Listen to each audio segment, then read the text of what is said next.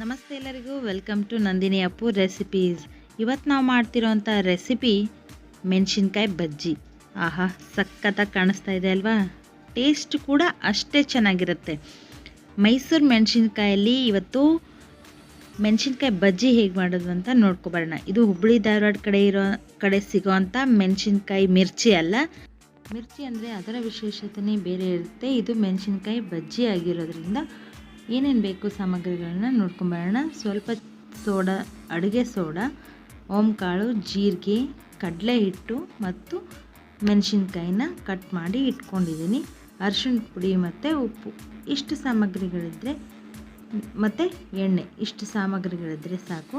ಮೆಣಸಿನ್ಕಾಯಿ ಬಜ್ಜಿನ ಆರಾಮವಾಗಿ ಮಾಡ್ಕೋಬೋದು. ಇಲ್ಲಿ ನಾನು ಕಡಲೆ ಹಿಟ್ಟನ್ನು ಒಂದು ಪಾತ್ರೆಗೆ ಹಾಕೋತಾ ಇದ್ದೀನಿ. ಕಡಲೆ ಹಿಟ್ಟನ್ನು ನಾವು ಸಾಣಿಸಿ ತೊಗೋಬೇಕು.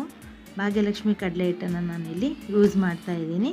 ನೀವು ಮನೇಲಿ ಹಾಕ್ಸಿದ ಕಡಲೆ ಹಿಟ್ಟು ಆಗ್ಬೋದು ಅಥವಾ ಬೇರೆ ಬ್ರ್ಯಾಂಡ್ದಾದರೂ ಪರವಾಗಿಲ್ಲ.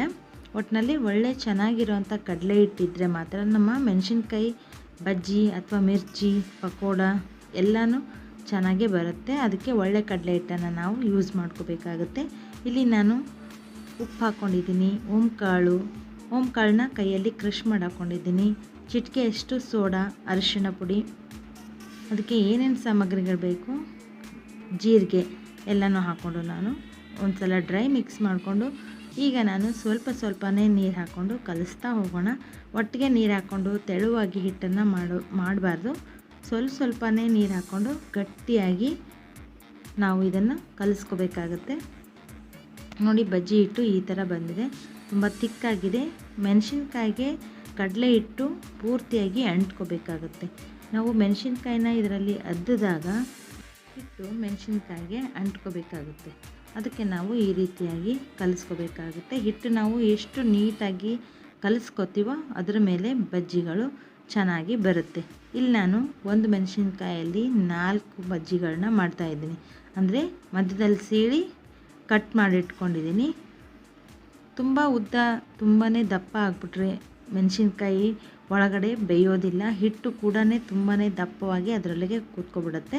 ಅದಕ್ಕೆ ನಾನು ಕಟ್ ಮಾಡಿ ಮಾಡ್ಕೊಳ್ತಾ ಇರೋದ್ರಿಂದ ಜಾಸ್ತಿನೂ ಮೆಣಸಿನ್ಕಾಯಿ ಬಜ್ಜಿನ ನಾವು ಜಾಸ್ತಿನೂ ಮಾಡ್ಕೋಬೋದು. ಆವಾಗ ನೀಟಾಗಿಯೂ ನಾವು ಎಣ್ಣೆಯಲ್ಲಿ ಫ್ರೈ ಮಾಡ್ಕೋಬೋದು. ಈಗ ನಾನು ಇಲ್ಲಿ ಒಂದೊಂದಾಗಿ ಹಿಟ್ಟಲ್ಲಿ ಅದ್ಬಿಟ್ಟು ಮೆಣಸಿನ್ಕಾಯಿನ ಎಣ್ಣೆ ಒಳಗಡೆ ಬಿಡ್ತಾಯಿದ್ದೀನಿ. ನೋಡಿ, ತುಂಬಾ ಸಖತ್ತಾಗಿ ಬಂದಿದೆ ಮೆಣಸಿನ್ಕಾಯಿ ಬಜ್ಜಿ. ಹಿಟ್ಟು ಕೂಡ ಪೂರ್ತಿಯಾಗಿ ಮೆಣಸಿನ್ಕಾಯಿಗೆ ಅಂಟ್ಕೊಂಡಿದೆ. ಈಗ ನಾವು ಇಲ್ಲಿದ್ದನ್ನ ಒಂದು ಕಡೆಯಿಂದ ಇನ್ನೊಂದು ಕಡೆಗೆ ತಿರುಗಿಸಾಕೊಂಡು 2 ಕಡೆ ನೀಟಾಗಿ ಎಣ್ಣೆಲೇ ಫ್ರೈ ಮಾಡ್ಕೋಬೇಕು. ಸಂಜೆ ಟೀ ಟೈಮ್ ಸ್ನ್ಯಾಕ್ಸ್ ಆಗಿ ನಾವು ಮೆಣಸಿನ್ಕಾಯಿ ಬಜ್ಜಿಗಳನ್ನ ಮಾಡ್ಕೋಬೋದು, ಅಥವಾ ನಾವು ಊಟದ ಜೊತೆನೂ ಮೆಣಸಿನ್ಕಾಯಿ ಬಜ್ಜಿನ ಮಾಡ್ಕೋಬೋದು. ತುಂಬಾ ಸಖತ್ತಾಗಿರೋಂಥ ಮೆಣಸಿನ್ಕಾಯಿ ಬಜ್ಜಿನ ಹೇಗೆ ಮಾಡೋದು ಅಂತ ನೋಡ್ಕೊಂಡ್ರಿ ಅಲ್ವಾ?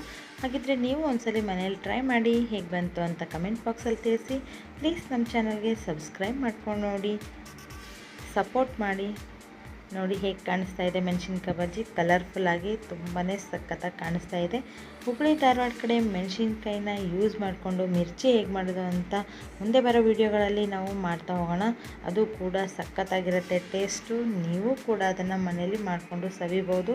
ಹಾಗಿದ್ರೆ ಮತ್ತೆ ಒಂದು ಹೊಸ ರೆಸಿಪಿ ಜೊತೆ ಮತ್ತೆ ನಾನು ನಿಮಗೆ ಸಿಗ್ತೀನಿ. ಅಲ್ಲಿವರೆಗೂ take care, bye. Thanks for watching.